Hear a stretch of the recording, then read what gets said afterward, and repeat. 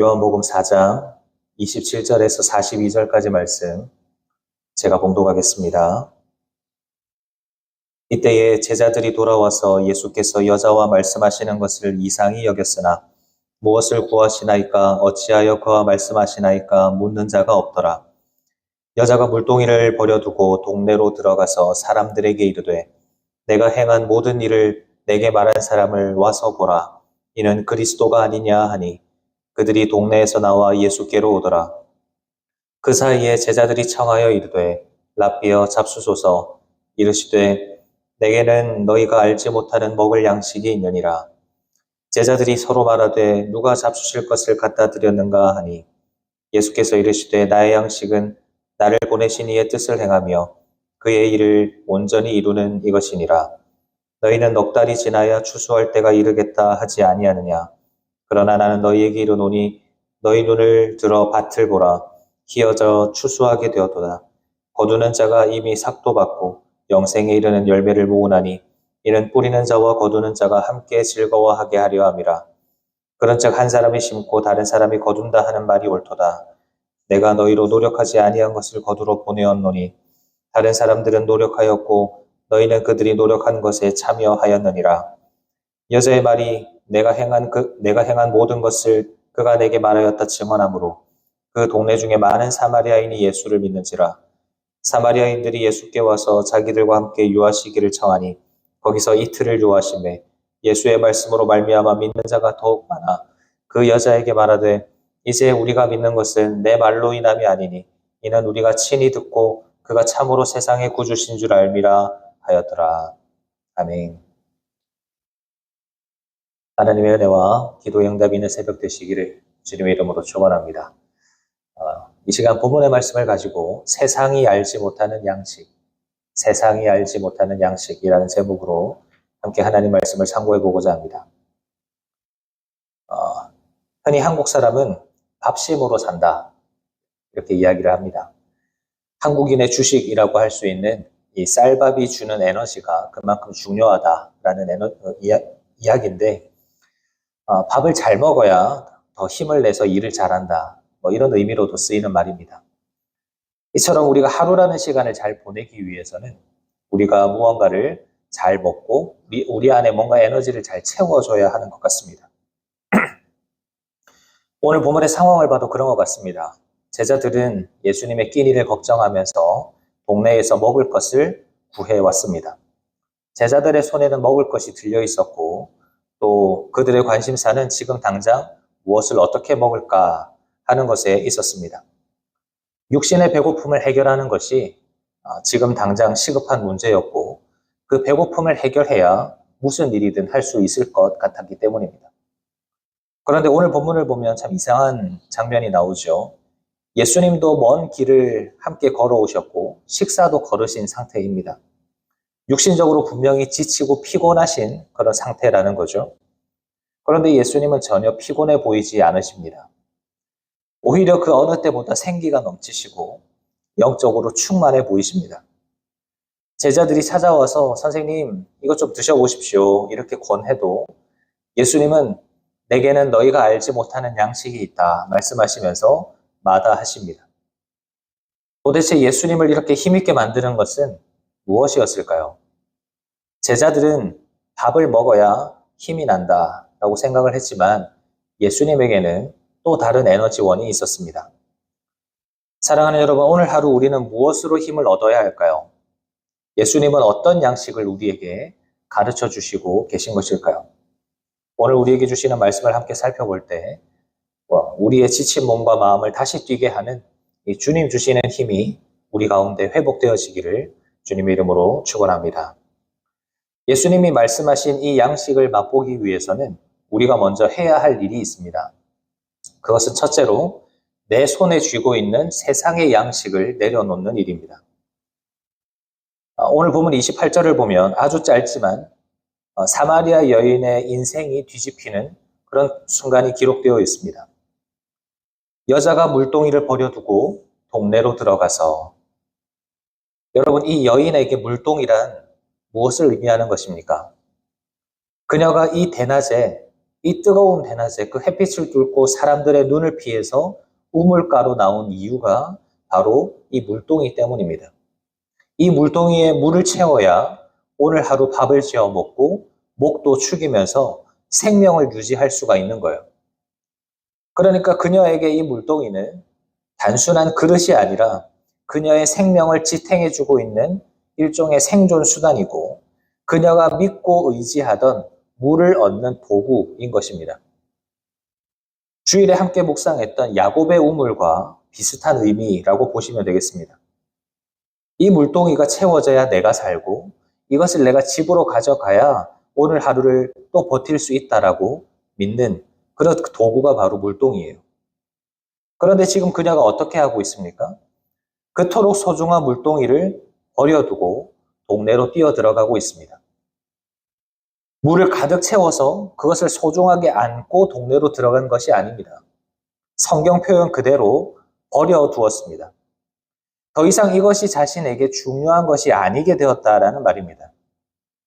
도대체 무슨 일이 일어난 거죠?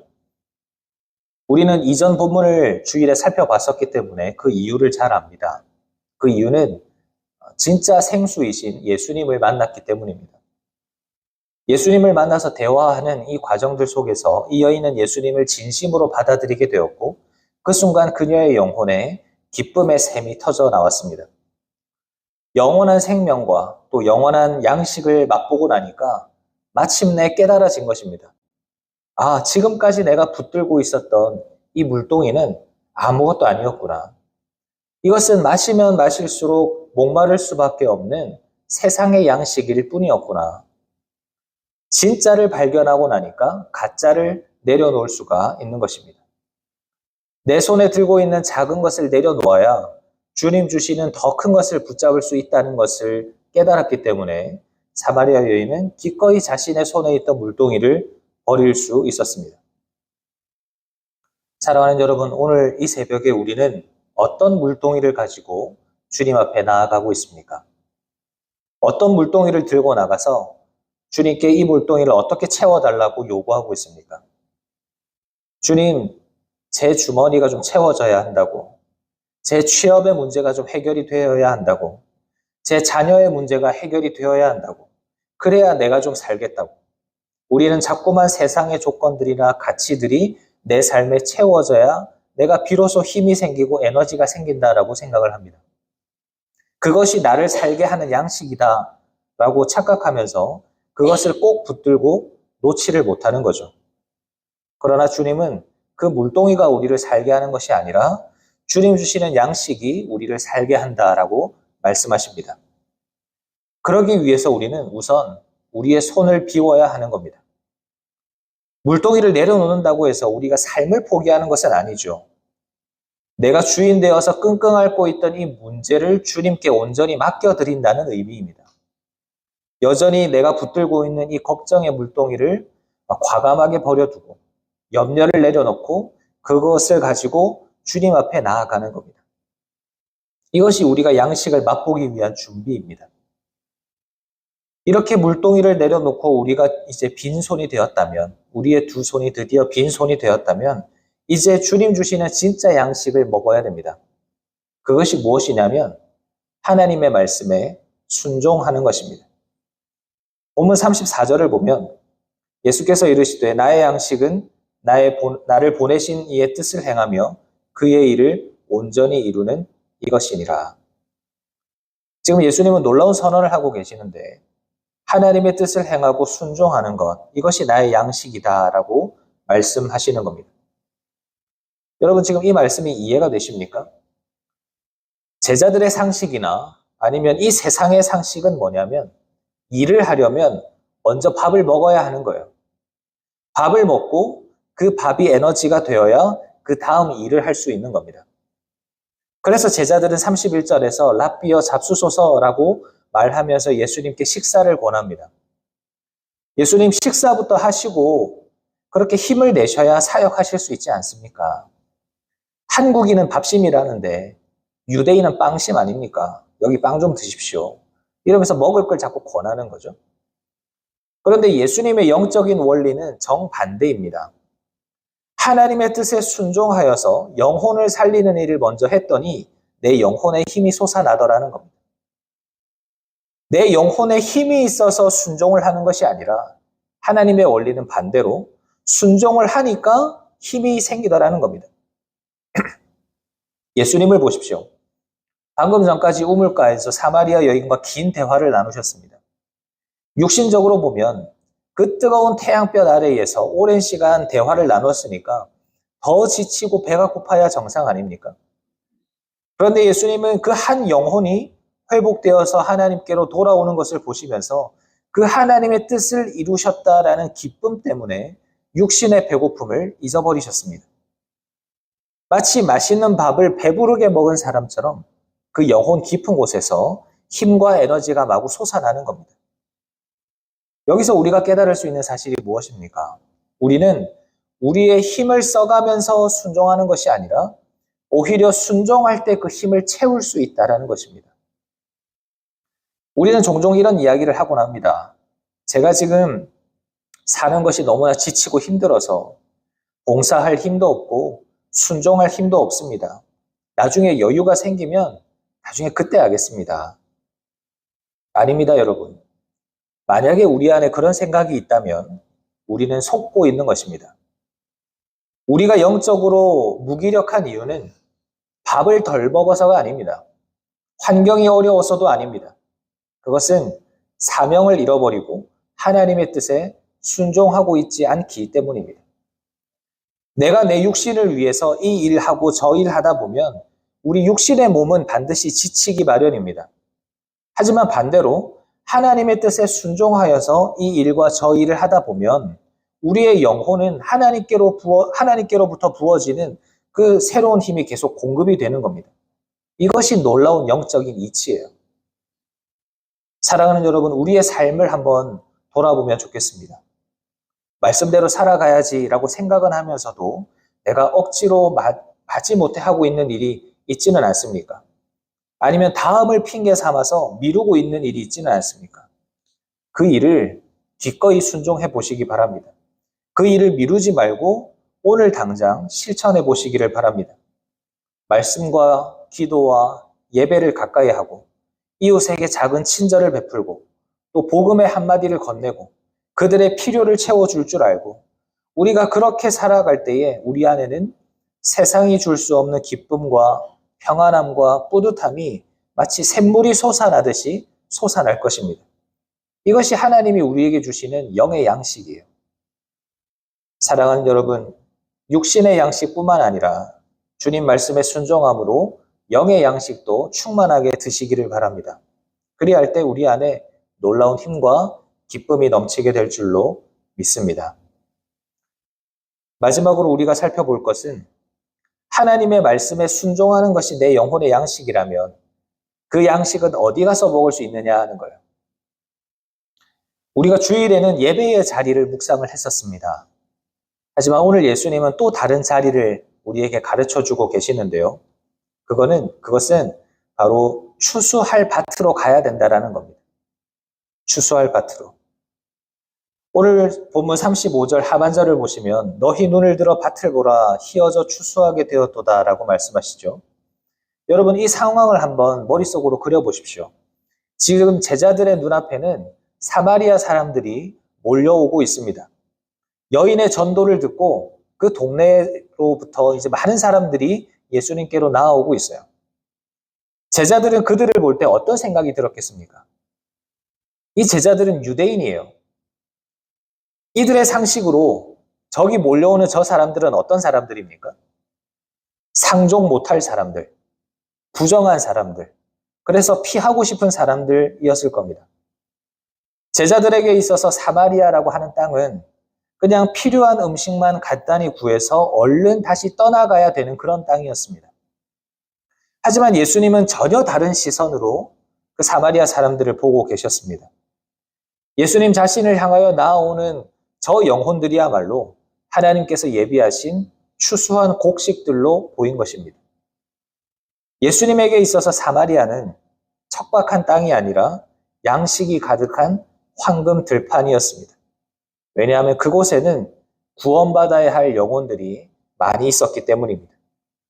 예수님은 그 영혼을 살리는 그 현장 가운데서 최고의 만족과 배부름을 느끼고 계신 것입니다. 사랑하는 여러분, 우리가 먹어야 할 순종의 양식은 교회 안에만 있는 것이 아닙니다. 우리의 가정과 직장과 삶의 모든 자리가 하나님께서 우리에게 베풀어 주신 영혼의 식탁이자 추수밭이라고 할 수 있습니다. 우리는 종종 우리의 가정이나 또 직장에 대해서 불평할 때가 있습니다. 내 속을 썩이는 저 가족 때문에, 나를 힘들게 하는 저 직장 상사 때문에 내가 너무 힘들다고, 기운이 빠지고 말라 죽을 것 같다고 그런 이야기들을 합니다. 그러나 이것은 제자들의 시선입니다. 사마리아 땅을 보면서 이 땅에는 소망이 없다라고 말하는 것과 같은 이치입니다. 하지만 예수님처럼 이 세상을 바라보면 나를 힘들게 하는 그 가족이나 그 직장 상사나 그 이웃이 사실은 하나님께서 나에게 붙여주신 영혼이라는 것을 깨달을 수 있는 것입니다. 내가 사랑으로 섬기고 복음으로 살려내야 할 사명의 대상이다라는 것입니다. 그렇기 때문에 오늘도 우리는 우리의 삶의 현장에서 여기가 나의 추수밭이다 라는 마음으로 사랑을 심고 섬김을 심고 순종을 심을 때에 사마리아 같은 그 척박한 땅이 하나님의 은혜의 추수밭이 될 줄로 믿습니다. 사랑하는 여러분, 문제를 문제로만 보지 마시기를 바랍니다. 오늘 내가 만나는 그 사람은 나에게 하늘의 상급을 안겨다 줄 사람이고 그 사람을 통해서 나는 영적으로 배부를 수 있는 그런 이치가 오늘 본문에 숨겨져 있습니다. 그러니까 두려워하지 말고 우리는 나아갈 수 있어야 합니다.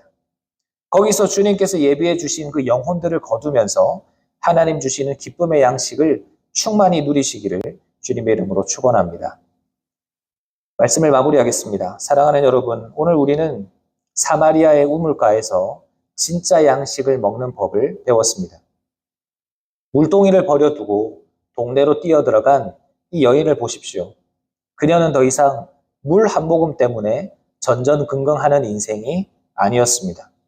그녀의 손에는 비록 물동이는 없었지만 그녀의 입술에는 와서 보라 라고 말하는 복음의 메시지가 있었고 그녀의 영혼에는 세상이 알지 못하는 기쁨으로 가득 차 있었습니다.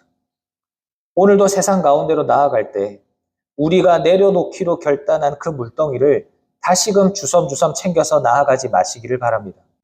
그것은 우리를 살게 하는 것이 아니라 오히려 우리를 지치게 만드는 짐이 될 뿐입니다. 그 대신 우리의 삶에 하나님을 향한 순종을 채워보시기를 바랍니다. 오늘 우리가 나아가는 그 삶의 자리, 오늘 우리가 만나는 그 모든 사람들은 하나님께서 우리를 통해 거두기를 원하시는 추수밭입니다. 오늘 하루 밥심으로 사는 인생을 넘어서 사명으로 사는 인생이 되시기를 바랍니다. 주님, 이곳에서 나에게 주신 이 영혼들을 사랑하고 섬기겠습니다. 주님의 뜻에 순종하겠습니다. 나에게 영적인 만족을 허락해 주시옵소서.